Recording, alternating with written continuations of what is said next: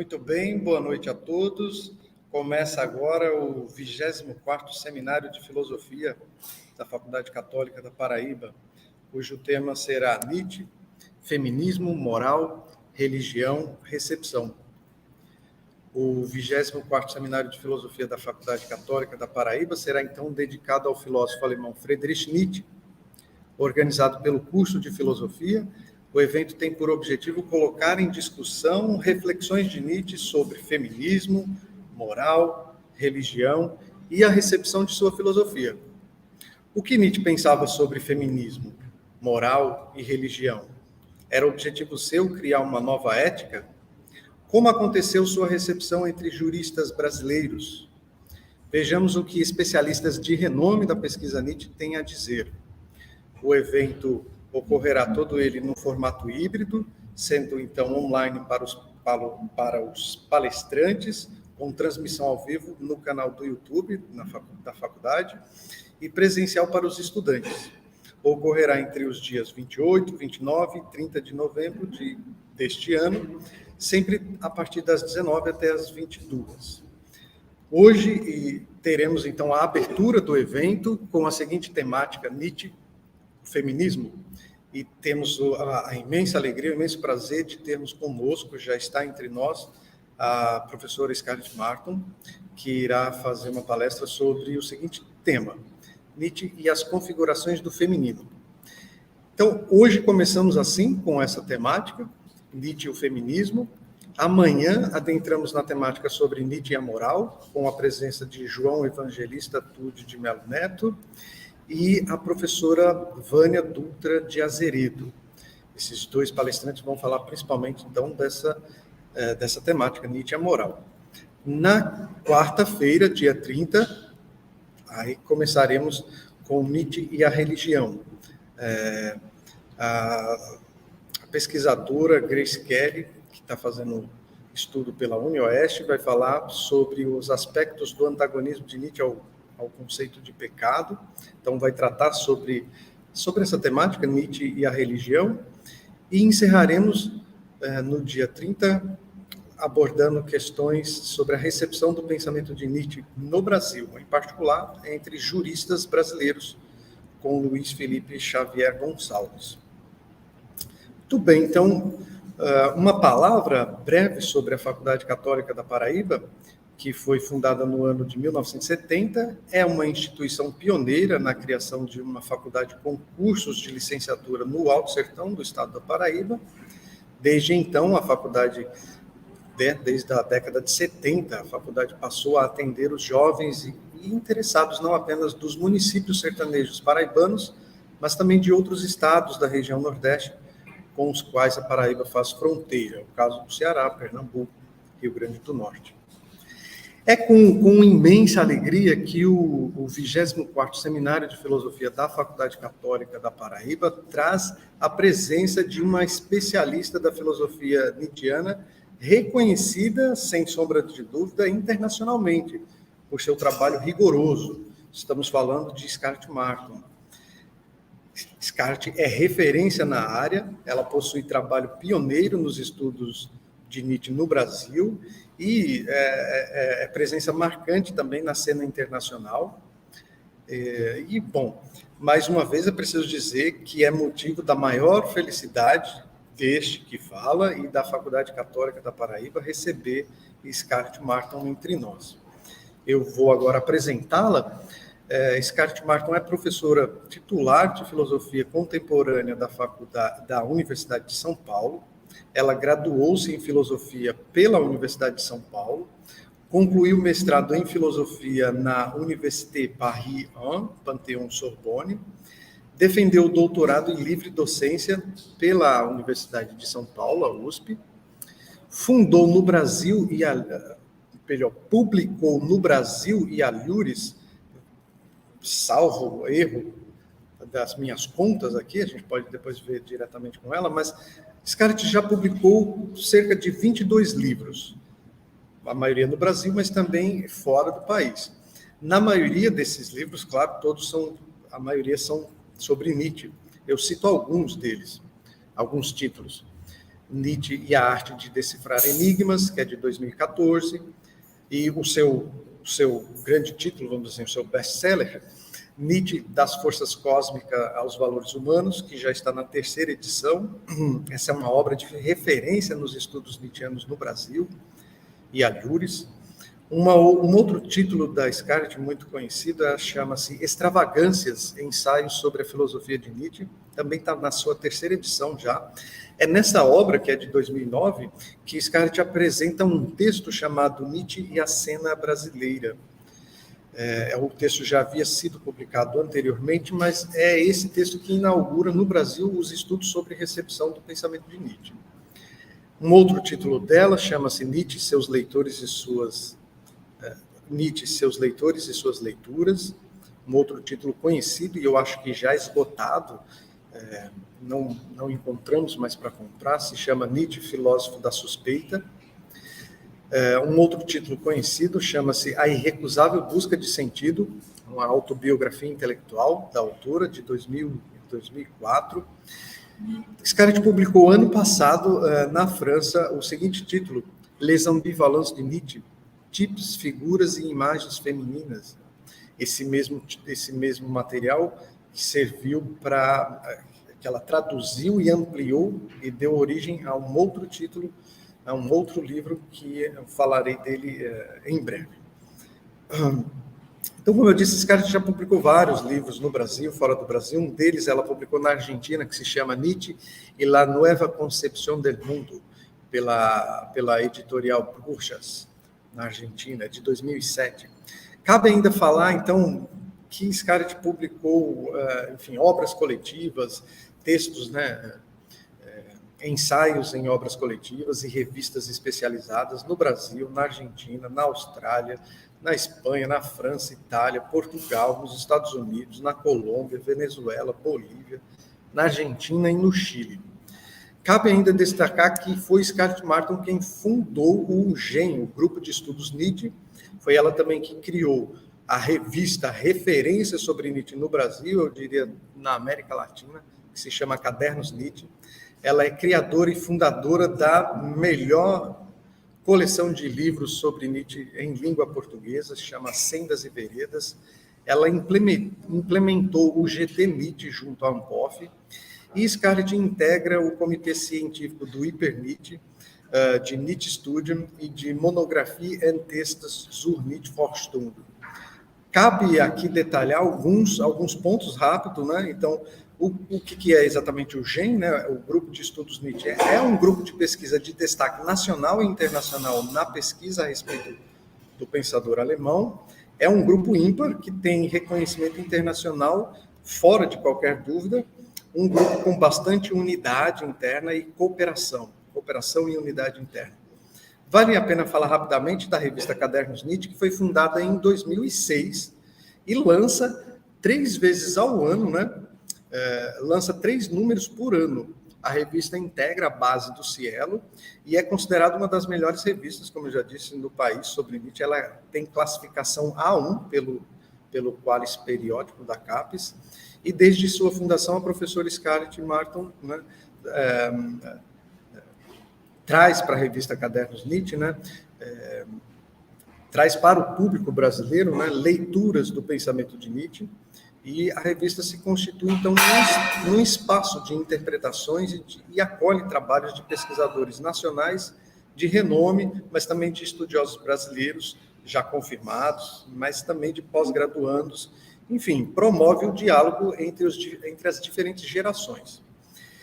Vale a pena também falar dos Encontros Nietzsche, que é um fórum permanente de debates sobre a filosofia nietzschiana, também criado pela Scarlett Martin, gerenciado pelo Grupo de Estudos Nietzsche.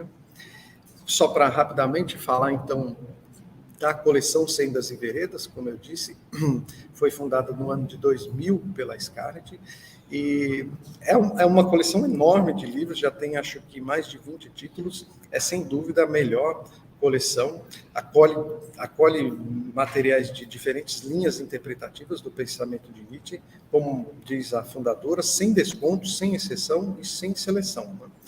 A coleção Sendas e Veredas deseja ensejar novas possibilidades de leitura e é justamente essa diversidade que constitui a riqueza da coleção. Então, como eu dizia, da vasta produção de Scarlett Martin, no momento destaca-se o livro Nietzsche e as Mulheres. E eu vou procurar, antes de passar a palavra para a Scarlett, vou procurar localizar rapidamente a relevância desse livro a partir da história da recepção de Nietzsche no feminismo brasileiro. Então, Scarlett, só um pouquinho que eu já passo a palavra para você. Eu só queria, então, antes de tudo, dizer que, claro, já é sabido que Nietzsche convida à reflexão sobre o feminismo, né?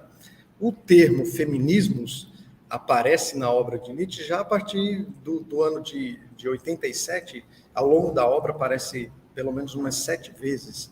Mas a abordagem do assunto, quer dizer, a abordagem sobre o feminismo, enquanto movimento de emancipação das mulheres, essa temática Nietzsche já aborda desde 1878, no livro Humano, Demasiado Humano. Prova disso é o aforismo 416, que intitula-se justamente sobre a emancipação das mulheres. Então, não é algo novo, né? Sabe-se que na obra de Nietzsche há reflexões, ele deixou muitas reflexões sobre o feminismo. O que não havia até então na cena era algo que Scarlett traz com esse livro chamado Nietzsche e as Mulheres. Então, não é sem razão, quer dizer, tanto é verdade que a obra de Nietzsche convida a refletir sobre o feminismo, né? Tanto isso é verdade que os seus pensamentos, né, os pensamentos de Nietzsche sobre o feminismo, repercutiram nos movimentos feministas de diversos países. E o Brasil não ficou de fora desse fenômeno, né? Também no Brasil repercutiu. Vou tentar colocar o contexto rapidamente. Entre o final do século XIX e início do XX, a imprensa brasileira passou a abordar as questões sobre o feminismo e trazia, né, as notícias, noticiava as atividades dos primeiros centros e clubes feministas da Europa, dos Estados Unidos, da América Latina, engajados na luta pelo sufrágio feminino e melhores condições políticas e sociais para as mulheres. Em geral, as notícias não eram favoráveis à causa feminina, sendo o feminismo muitas vezes descrito como um movimento de masculinização da mulher, subversivo e reacionário, por ser contrário aos costumes tradicionais. Nesse ambiente, uma mulher que lesse Nietzsche, né, no final do 19 e início do 20, no Brasil, uma mulher que lesse Nietzsche era considerada espiritualmente livre, independente, mas também demasiado ousada, subversiva e até mesmo perigosa. Avultava na imprensa os antifeministas. Os pensamentos de Nietzsche sobre o feminismo, muitos dos quais tão contrários à emancipação feminina, ensejavam o debate. E surgem, assim, nas primeiras décadas do século XX, no Brasil, diversos periódicos dedicados à mulher e às modas femininas. Neles encontram-se textos sobre o filósofo e traduções de trechos de seus escritos, muitos dos quais discorrem direta ou indiretamente sobre o feminismo. Então, nessa cena, aspectos do pensamento de Nietzsche eram adotados pelos antifeministas contra o feminismo. Outros aspectos do pensamento do filósofo eram igualmente adotados por feministas em favor das questões da mulher. Antifeministas apelavam a Nietzsche para argumentar contra o divórcio, o voto, o acesso à educação e às artes, a cidadania e, enfim, contra a emancipação feminina e a ampliação dos direitos civis e políticos das mulheres, asseverando que para elas haveria apenas uma solução: gravidez e chicote, devendo dedicarem-se ao lar, às crianças, ao marido e ao casamento. E feministas, por outro lado, né, feministas recorriam a Nietzsche para argumentar que a mulher seria, antes de tudo, um tipo humano mais ágil, mais inteligente, mais perfeito do que o ser humano do sexo masculino. Embora, em geral, as mulheres estivessem sociomoralmente interditadas de ler Nietzsche, o que dificultava o acesso às suas obras, muitas contornavam a dificuldade lendo trechos de seus escritos publicados na imprensa e nas citações das obras que elas liam.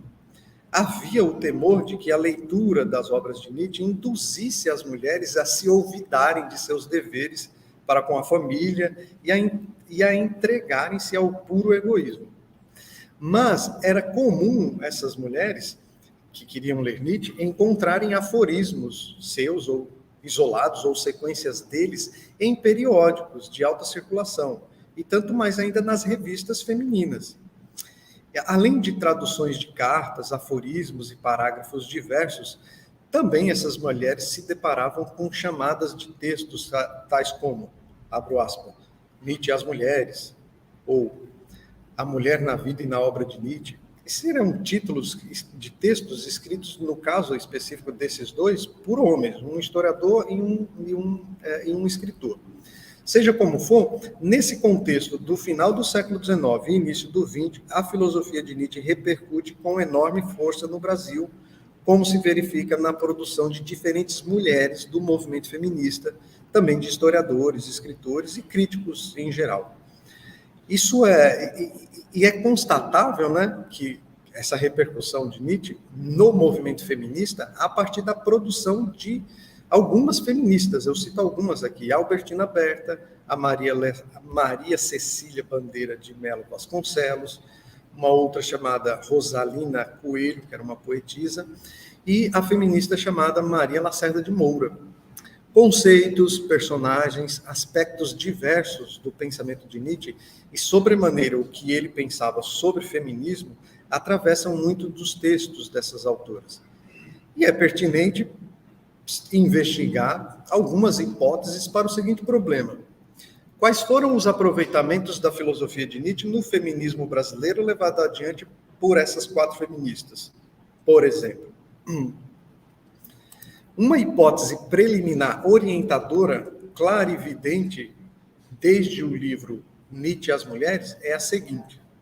Quero dizer que, a partir do livro Nietzsche e as Mulheres, é possível, a gente tem aí um material mais do que suficiente para lançar uma hipótese muito clara e evidente. Houve aproveitamentos de aspectos isolados da filosofia de Nietzsche realizados, esses aproveitamentos sempre realizados, não a partir de um confronto com o conjunto da obra do pensador, mas sempre em vista da sua vida ou da sua biografia. Eu explico melhor. Embora repercuta no Brasil já faz mais de um século em escritores, feministas, intelectuais diversos, estes não computaram os pensamentos de Nietzsche, por exemplo, sobre o feminismo, a partir do arcabouço de sua própria filosofia. Antes tentaram explicar o que ele pensava sobre o feminismo, tendo em vista a sua vida e o seu comportamento em relação às mulheres. E assim permaneceu durante longa data, quer dizer, por mais de um século. O fato é que, até então, isto é, até bem pouco tempo atrás, mais exatamente até a publicação, neste ano de 2022, do livro intitulado Nietzsche e as Mulheres, né? Desde então, né, de lá até aqui, os pensamentos de Nietzsche sobre o feminismo repercutiram no Brasil e alures como pensamentos desconexos de sua filosofia, quando não como meros preconceitos, muitos dos quais derivados de suas preferências pessoais, de suas circunstâncias contingentes, enfim, de sua biografia. Como afirma a autora do livro, Nietzsche e as Mulheres, eu cito Scarlett, ela diz: durante muito tempo, as considerações de Nietzsche sobre as mulheres foram tomadas com precaução, seja por causa da misoginia que se acreditava ver presente em seus textos, seja devido ao antifeminismo que se julgava neles manifestado. Então, uma afirmação insólita, né, que está no cerne do livro aí, Nietzsche e as Mulheres. Portanto, eu estou querendo localizar a importância da obra, a relevância da obra. Eu estou querendo dizer que foi somente após a publicação desse livro, quer dizer, somente foi preciso que a autora, né, Scarlett Martin, relacionasse as considerações de Nietzsche sobre o feminismo não com a biografia do autor, mas, cito Scarlett, com temas centrais do seu pensamento, como o perspectivismo e o experimentalismo, a crítica da metafísica e a luta contra o dogmatismo, a psicologia e a tipologia, os espíritos livres e os filósofos do futuro, a vontade de potência.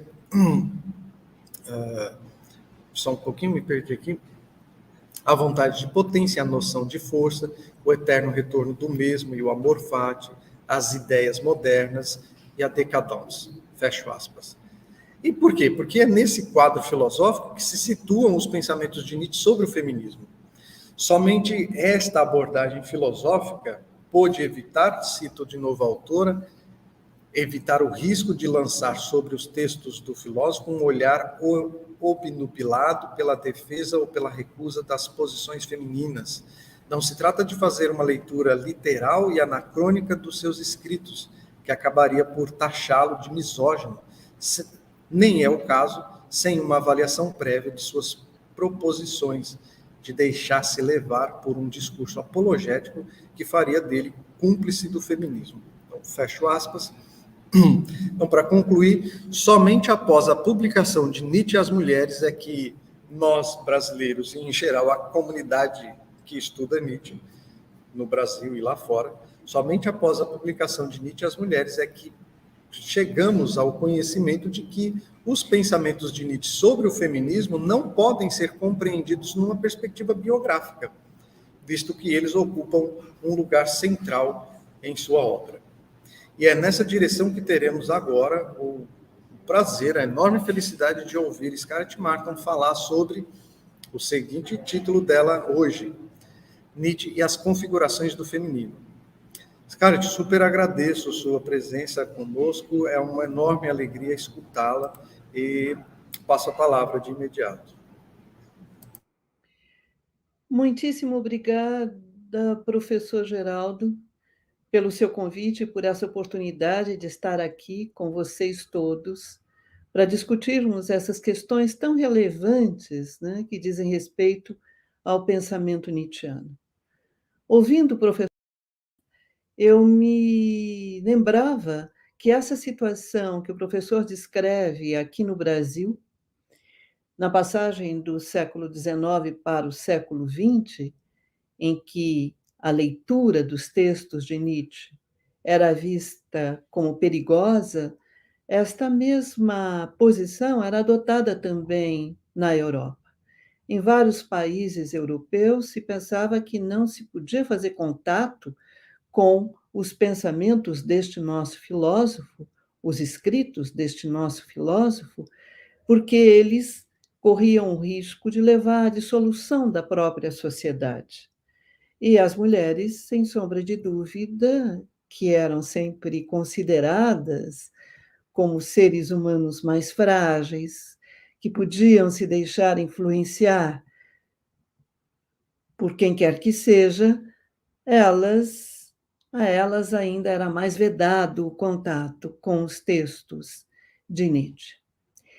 E o que aconteceu com as considerações de Nietzsche sobre as mulheres, eu me atreveria a dizer que também ocorreu com as observações dele acerca de temas políticos. Porque, tanto num caso como no outro, se julgou durante décadas muito mais prudente não fazer contato com os textos do que tentar compreender efetivamente o que Nietzsche queria dizer. Assim como o professor Geraldo trouxe uma passagem aqui deste meu livro mais recente, Nietzsche e as Mulheres, uma passagem em que eu afirmava que as considerações de Nietzsche sobre as mulheres sempre foram tomadas com precaução, porque se julgava que nelas se fazia sentir uma certa misoginia, ou pelo menos um certo antifeminismo, o mesmo, no limite, nós poderíamos dizer das considerações de Nietzsche sobre questões políticas. Era melhor não lidar com elas, porque era mais prudente ignorá-las, porque ali corria-se o risco de encontrar traços de eugenismo.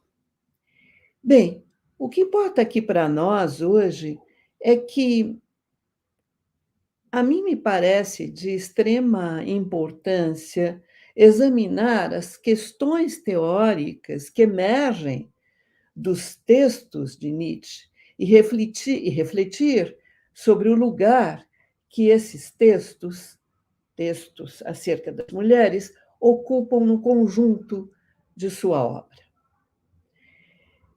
Se essa posição que eu mencionei aqui durante muito tempo, vamos ignorar o que Nietzsche falava sobre as mulheres, porque era mais prudente. Na verdade, nas últimas décadas, mais recentemente, escritos feministas se propuseram discutir as posições assumidas por Nietzsche a propósito das mulheres. E agora, esses escritos, vale a pena lembrar, eles se situam, sobretudo, no contexto dos estudos publicados em língua inglesa.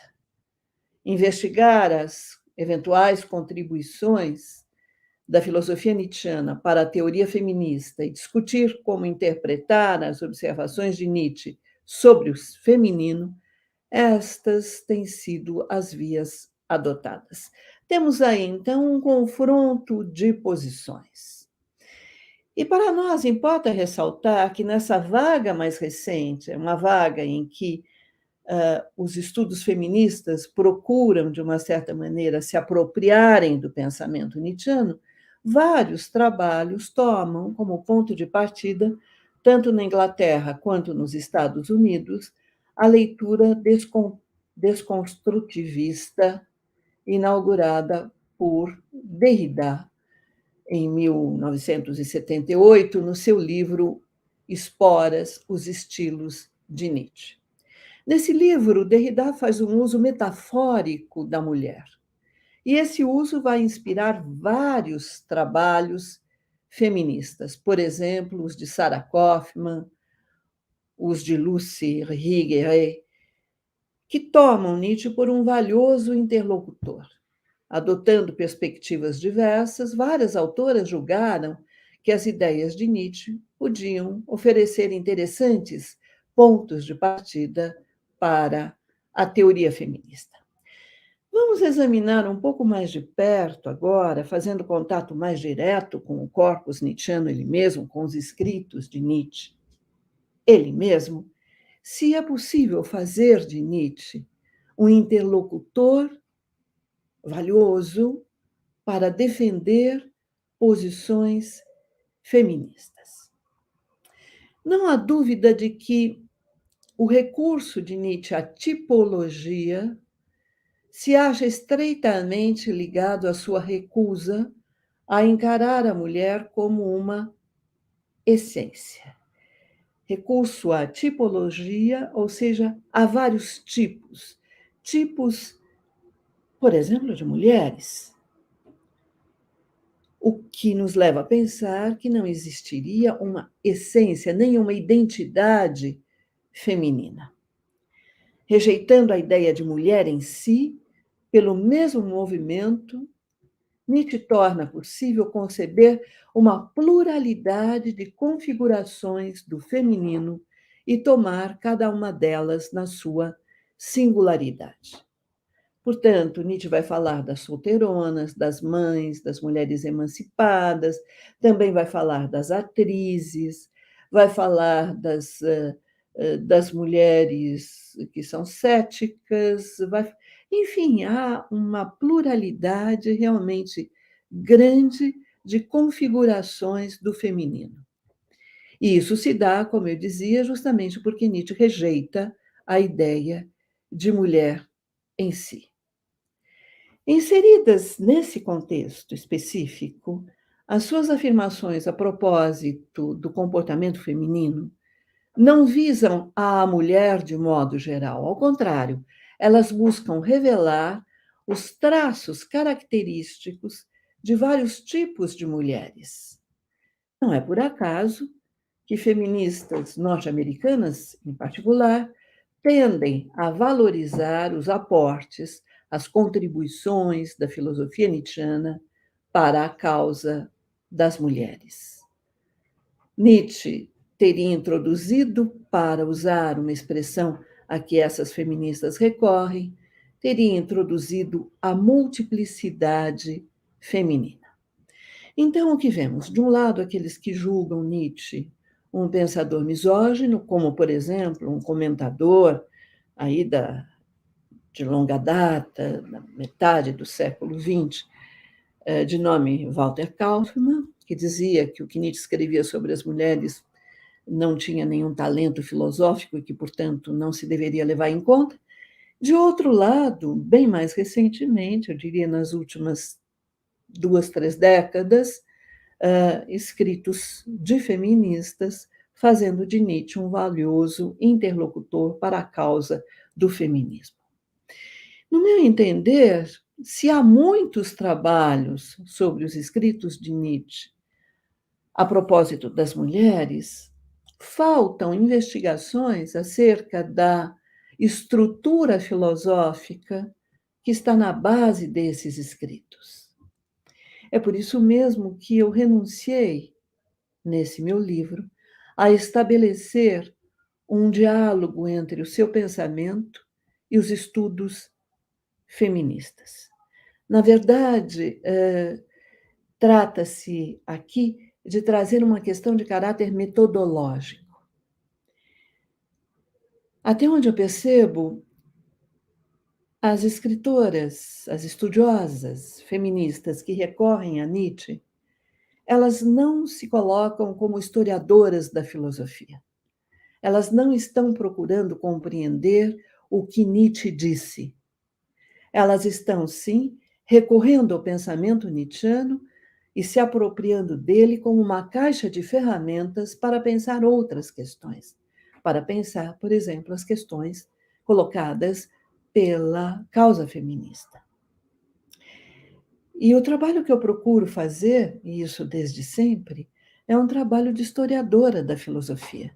Ou seja, trata-se de examinar os textos, eles mesmos, e tentar, a partir daí, compreender o que Nietzsche disse, o que Nietzsche quis dizer. É bem verdade que não é fácil a tarefa de examinar os textos de Nietzsche sobre as mulheres. Eles constituem uma pletora de observações que vai de clichês a complexas e refinadas análises da condição humana. Vai de digressões esparsas a reflexões que provêm de cerrada argumentação. Excetuando-se os seus primeiros escritos, as suas observações sobre as mulheres se acham praticamente em todo o corpus nietzschiano. Aparecem, por exemplo, em numerosas passagens de Humano Demasiado Humano, na verdade, num capítulo inteiro intitulado A Mulher e a Criança. Aparecem numa sequência de parágrafos do segundo livro da Gaia Ciência. Aparecem igualmente em diversos discursos de Assim Falava Zaratustra, e num grupo de aforismos de Para Além de Bem e Mal, e num certo número de parágrafos do Crepúsculo dos Ídolos. Levando em conta tanto os livros publicados quanto os fragmentos póstumos, e aqui importa salientar, segundo a sua ordem cronológica, isso era importante, porque tratava-se de verificar se Nietzsche defendeu as mesmas posições ao longo de todo o seu itinerário filosófico, ou se houve alterações, transformações, mudanças, abandonos e assim por diante.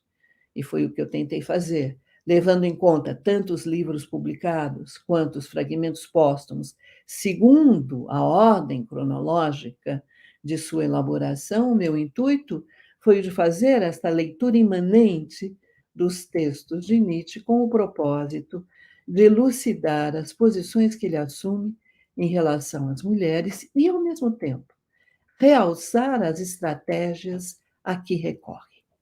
Sempre é bom lembrar que Nietzsche é um fino estrategista. Portanto, não importa apenas examinar o que ele disse, mas como ele disse. E examinar, assim, as imagens das mulheres que Nietzsche constrói, os papéis que lhes atribui, indagar de que modo ele recorre à tipologia em suas análises das figuras femininas, inquirir a respeito das personificações femininas de entidades abstratas que cria, perguntar acerca das posições que assume a propósito das mulheres que querem emancipar-se, investigar as razões que o levam a combater frontalmente as mulheres cultas. Esses foram os problemas que presidiram a minha investigação. E a tese que eu defendo é a de que as considerações de Nietzsche sobre as mulheres não ocupam um lugar marginal em sua obra. Elas não se reduzem a preferências pessoais, e menos ainda a desvios eventuais. Bem ao contrário, elas se inscrevem em seu empreendimento filosófico. E trago aqui uma outra questão de caráter metodológico. O professor Geraldo enfatizou o fato de que não é possível a obra pela vida. De fato, eu acho que há uma tendência bastante desenvolvida até em tentar explicar as posições de Nietzsche sobre as mulheres a partir da sua vida. Então, Nietzsche se decepcionou quando da ruptura, do rompimento com Lu Andréa Salomé. Nietzsche teve problemas na sua infância, viveu cercado de mulheres, a mãe, a irmã, a avó, as tias, enfim, isso de nada nos serve. Isso não vai esclarecer o que Nietzsche pensa efetivamente acerca das mulheres. Investigar, por exemplo, o que Nietzsche fala sobre Francisca Nietzsche, a sua mãe, não nos esclarece acerca da configuração das mães, dessa configuração feminina. Ou então, recorrer ao que Nietzsche, nas suas cartas, falava acerca da sua irmã, Elisabeth Förster Nietzsche, que se casou muito tarde, tampouco vai trazer luz acerca do que Nietzsche pensava das solteironas. Finalmente, o que Nietzsche chegou a escrever nas suas cartas e em outras passagens, a propósito de Lu Salomé, uma jovem muito independente, não vai lançar luz alguma sobre as suas considerações acerca das mulheres emancipadas. Mas vamos ver então o que Nietzsche nos diz nos seus textos sobre, em particular, as mulheres que buscam a independência.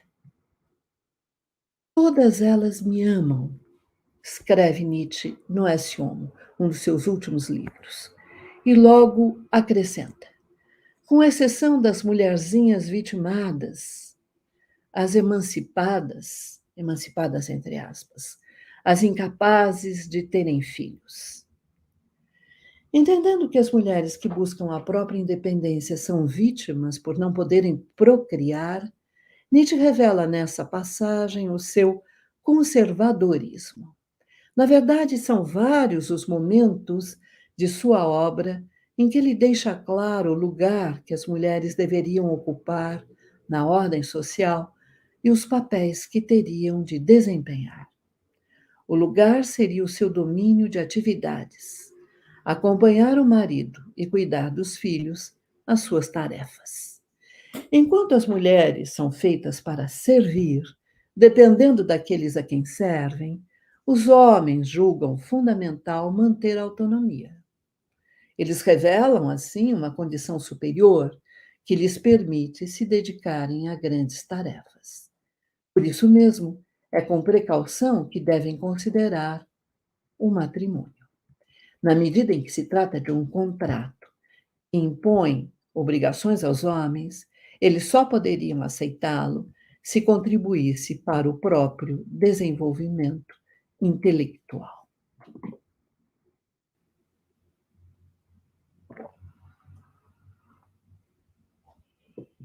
Em Humano Demasiado Humano, Nietzsche esclarece as condições que lhe parecem necessárias para que um casamento seja bem-sucedido. Em primeiro lugar, ele teria de se fazer sempre por conveniência, jamais por amor, mesmo porque são as mulheres que idealizam o amor. Depois, seria mais conveniente que os cônjuges não morassem juntos, pois o excesso de intimidade poderia prejudicar a união conjugal. Além disso, para que essa união fosse duradoura, deveria ser entendida como uma boa conversa de sorte que a sexualidade nela entraria para, nas palavras de Nietzsche, realizar fins mais elevados, como um meio raro com vistas à procriação. Daí a importância do papel que o concubinato desempenharia na sociedade. Nietzsche chega até mesmo a avançar a ideia de que, menos honestas do que as cortesãs, as esposas sempre recorreram a subterfúgios para se manterem, para serem mantidas. Por isso, valorizaram as tarefas domésticas e o cuidado com os filhos como pretexto para se subtraírem ao trabalho. Numa sociedade ideal, entende Nietzsche, às mulheres deveria caber a responsabilidade pelo sustento da família. E é justamente nesse livro, Humano Demasiado Humano, que aparecem as primeiras ambivalências de Nietzsche em relação às mulheres. No seu entender, incapazes de tomar nas mãos as rédeas da própria vida, as mulheres se põem a serviço de outrem e, conformando-se às imagens idealizadas, concebidas pelos seus amantes, elas não passam de simulacros de mulher.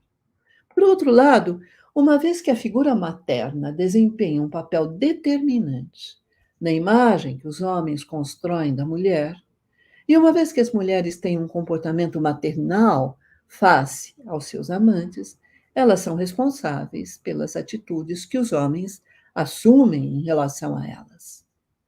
Por um lado, de início, as mulheres idolatram o amor, mas habituando-se às imagens idealizadas que elas criaram, tornam-se presas de suas próprias idealizações. Por outro lado, tanto em relação aos filhos quanto aos amantes, as mulheres buscam apenas exercer o poder sobre os homens. Por um lado, no quadro de um casamento bem-sucedido, comparável ao amigo, a mulher proporciona a seu cônjuge momentos de intenso prazer intelectual. Por outro, respeitando as regras sociais, ela constitui entrave para que ele se torne independente em seus pensamentos e ações, a ponto de impedir o aparecimento dos espíritos livres. Se em Humano Demasiado Humano, Nietzsche considera que a mulher pode contribuir para a formação das gerações por vir, ele não deixa de intitular esse capítulo, a que eu me referia, A Mulher e a Criança. Colocando esses dois substantivos lado a lado, Nietzsche dá a entender que a mulher tem a mesma condição que a criança no contexto social. Nenhuma das duas, nem a mulher nem a criança, pode se igualar ao homem. Nietzsche deixa ver ainda que o domínio da atividade da mulher se restringe, como eu já disse, ao lar. Cabe a ela acompanhar o esposo e cuidar dos filhos. Num outro livro, Humano Demasiado Humano, é de 1878. Anos depois, em 1886, 85, 86, Nietzsche escreve Para Além de Bem e Mal. E neste livro, Nietzsche vai levar adiante as suas considerações, já presentes em Humano Demasiado Humano, mas vai radicalizar ainda essas posições. Em Para Além de Bem e Mal, tendo em mira dois adversários ao mesmo tempo, Nietzsche combate, de um lado, o que ele considera a filosofia dogmática, questionando os expedientes a que os filósofos dogmáticos recorrem, ou seja, esses expedientes comprometidos com o pensar metafísico. E, por outro lado, ele ataca o movimento de emancipação feminina, denunciando um modo de proceder que leva as mulheres a se identificarem com os filósofos dogmáticos. Assim é que ele afirma que a mulher fala sobre a mulher em si, ou seja, a mulher enquanto gênero teoriza sobre a mulher enquanto conceito. Ao buscar a própria independência, as mulheres se põem enquanto gênero, gênero feminino, que, como todo e qualquer gênero, flerta com uma certa universalidade e lançam mão de um conceito que, como todo e qualquer conceito, julga apreender, captar essências. Numa palavra, as mulheres recorrem a expedientes comprometidos com a filosofia dogmática. É reveladora a maneira pela qual Nietzsche discorre sobre as peculiaridades e características femininas em Para Além de Bem e Mal. Atribuindo às mulheres, nas suas palavras, astuciosa agilidade ferina, ele dá a entender que ágeis, elas, muito rápido, fazem operar a astúcia que, igual à de uma fera, corre o risco de mostrar-se perversa e cruel. Entendendo que as mulheres têm, nas suas palavras, ineducabilidade, não podem ser educadas, e selvageria interior, ele deixa entrever que egoístas, elas são incapazes de uma relação interpares e selvagens, sequer podem ser adestradas nesse sentido. Imputando às mulheres, nas suas palavras, caráter inapreensível, vasto, errante, no que se refere a seus desejos e virtudes, Nietzsche leva a crer que imprevisíveis, elas não são dignas de confiança e volúveis, não se deixam capturar. Em vez de apreciarem uma existência calma e harmoniosa, as mulheres não hesitam em se deixar levar por sentimentos hostis aos homens. Desconsiderando o princípio da equidade, elas se empenham em encontrar os pontos fracos dos homens para atacá-los. Enquanto os homens conseguem conter a expressão dos próprios sentimentos, as mulheres não se limitam a exprimir os seus sentimentos, mas se servem deles para apunhalar sem dó os seus adversários. Em suma, a mulher é como um pássaro raro que deve ser tratado, dirá Nietzsche, como algo que se prende para que não fuja voando. Ela é como, nas palavras de Nietzsche, um animal doméstico bem delicado, curiosamente selvagem e frequentemente agradável. Contudo, é preciso que os homens não se esqueçam, adverte Nietzsche, de que esse belo animal tem sempre uma garra de tigre por baixo da luva. Em Para Além de Bem e Mal, Nietzsche procura ainda mostrar o despropósito das iniciativas das mulheres que se dispõem a esclarecer quem são e a tarefa que lhes cabe. Afirma que à mulher é necessário o pudor, por ela ter muito o que esconder. Mais vale que a mulher esconda o que possui de pedante, superficial, doutrinário, presunçoso, desenfreado e modesto.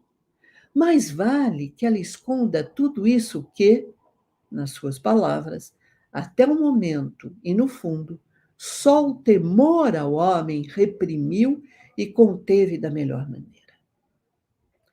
Em vez de tomar a palavra, discursar e argumentar em favor da própria independência, a mulher deveria servir-se dos traços que lhe são tão peculiares: o belo, o faceiro, o gracioso, o lúdico, o leve, o suave, o agradável. Pois, no entender de Nietzsche, são precisamente esses traços que os homens apreciam. Assim sendo, à mulher cabe tão somente continuar a corresponder ao que dela se espera.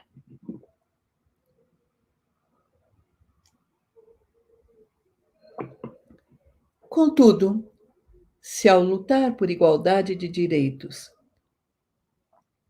as mulheres de sua época se enganam porque não recorrem às boas armas, equívoco ainda maior no entender de Nietzsche é o dos homens, que acatam esses anseios, aceitam essas demandas, toleram essas exigências.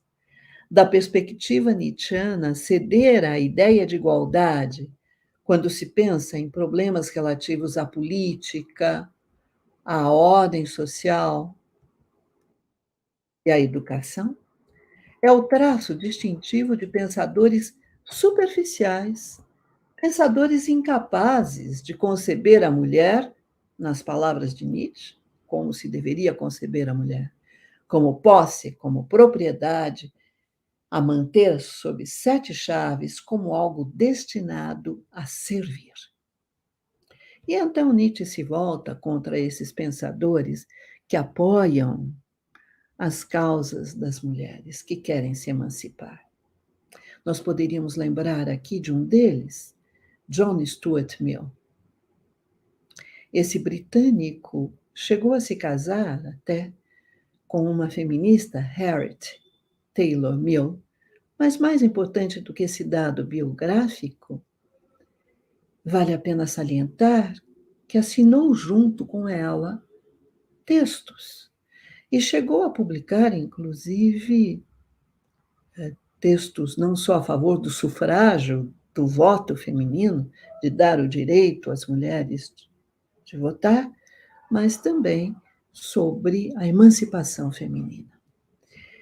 No entender de Nietzsche, este é um douto jumento masculino, é um jumento masculino erudito, que não hesita em incentivar as mulheres a se educarem, a se informarem, participarem da política. Esses doutos jumentos masculinos começam a incitar as mulheres a se dedicarem à literatura e a apreciarem a música, passam a encorajá-las a se afastarem da religião e a praticar o livre pensar, acabam por induzi-las a abandonar, nas palavras de Nietzsche, sua primeira e última ocupação, que é gerar filhos robustos. Em suma, é justamente porque os homens abrem mão da precedência e renunciam às posições de mando que surge um movimento de emancipação feminina. Se eles mantivessem a atitude que lhes cabe, a posição que lhes compete, o lugar que lhes pertence, as mulheres não acalentariam desejos igualitários. Na ótica nietzschiana, ao lutar pela igualdade de direitos, o movimento de emancipação feminina nada mais é do que uma manifestação da decadência é a palavra usada por Nietzsche, característica da modernidade. Nietzsche entende a igualdade como a imposição do que é uniforme, do que é gregário. Ele concebe a igualdade como supressão das diferenças, exclusão das exceções. Acreditando que, graças a Rousseau e à Revolução Francesa, a ideia de igualdade se tornou sinônimo de nivelamento gregário, Nietzsche a converte num de seus alvos privilegiados, fazendo de seus ataques a essa ideia o cerne argumentativo de sua crítica à modernidade. Pensador crítico da uniformização, Nietzsche não é, de modo algum, ambivalente quando se trata da emancipação das mulheres. E assim, Nietzsche critica, em particular, as mulheres que escrevem livros. Mas não livros sobre educação, como educar as crianças, não cartas de amor. Livros, sim, sobre questões políticas e sociais, insistindo na ideia de que as mulheres não deveriam expressar-se em público sobre ciências, e menos ainda filosofia ou política.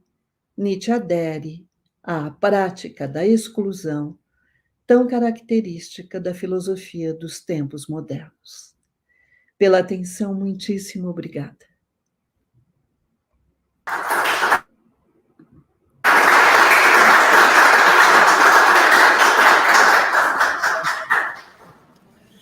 Scarlett, super agradeço. Infelizmente, você não consegue ver, mas diante de mim tem um público da faculdade que está batendo palmas aqui com muito entusiasmo, porque com certeza é motivo de muita alegria para nós ter a oportunidade de ouvi-la falar sobre um tema tão polêmico, um tema tão espinhoso, um tema que tem sido, como você mesma disse, tão negligenciado.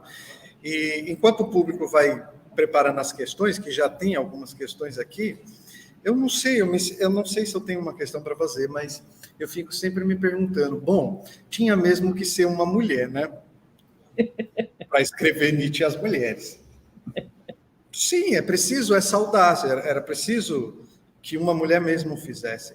E ninguém melhor poderia fazer do que você. Então, nós Muito obrigada, Geraldo. Muito obrigada. E é interessante de ver como você, de fato, mostra que realmente Nietzsche segue, como você disse no finalzinho, o gesto de exclusão, né? Mas, enfim, temos questões aqui, agradecimentos também, né? Vários agradecimentos, e temos uma pergunta aqui, pelo que eu vi, temos uma só, que é do Igor, né? Dá até para o... Isso, ó. Será que Nietzsche achava que a mulher tinha um lado selvagem? Sim, né? Foi o que acabamos de escutar, um lado selvagem indomável, né, Skype? E por isso mesmo tinha de ser trancada e mantida às 7 chaves, enfim, de forma que não fugisse, que não saísse voando. Enfim, a mulher, na verdade, no entender de Nietzsche, é um ser humano muito imprevisível, né? Mas também muito perverso, muito cruel.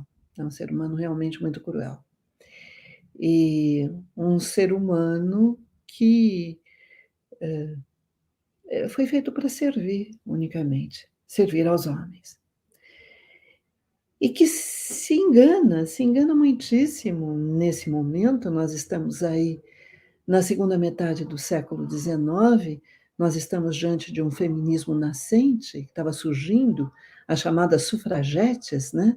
As mulheres que começaram por reivindicar o direito ao voto, elas queriam o sufrágio universal. Estamos neste momento ainda, né? Que é um primeiro feminismo, né? Depois haverá outras vagas feministas, né? Este feminismo ainda ele reivindica a igualdade entre homens e mulheres. Mas a imagem que Nietzsche tem das mulheres, eu diria que é uma imagem, sobretudo, muito, muito conservadora, né? Extremamente conservadora. Eu estou vendo Querida e caríssima professora Scarlett, perdão, tem uma outra pergunta mais polêmica aí, do Aleph Lacerda Gomes. Nietzsche seria misógino? Pois é, eu gostaria aqui de trazer um tanto o sentido originário da palavra misógino, né? Ser misógino é ter uma aversão às mulheres. Eu não penso que Nietzsche seja misógino, que ele tenha uma aversão às mulheres. Inclusive, na própria vida pessoal dele, ele teve contato com várias mulheres emancipadas, etc., né? E ele acha que a mulher tem um lugar. Não se trata de eliminar a mulher da cena social, né? Do convívio social. Mas Nietzsche é conservador. Esse lugar é muito claramente definido. O domínio da mulher é o domínio restrito do lar. Ela não pode se expressar publicamente como eu estou fazendo agora.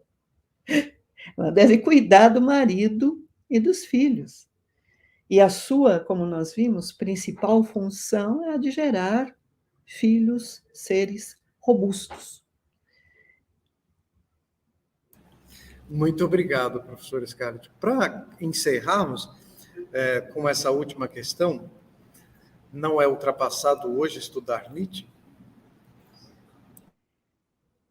Não, Aparecida, não me parece ultrapassado, não. Muito pelo contrário, eu acho que é extremamente útil para nós, mais do que útil até. Útil não acho uma boa palavra, é extremamente proveitoso para nós estudarmos Nietzsche. Porque Nietzsche nos auxilia, de alguma maneira, a nos defrontarmos com as nossas questões, né?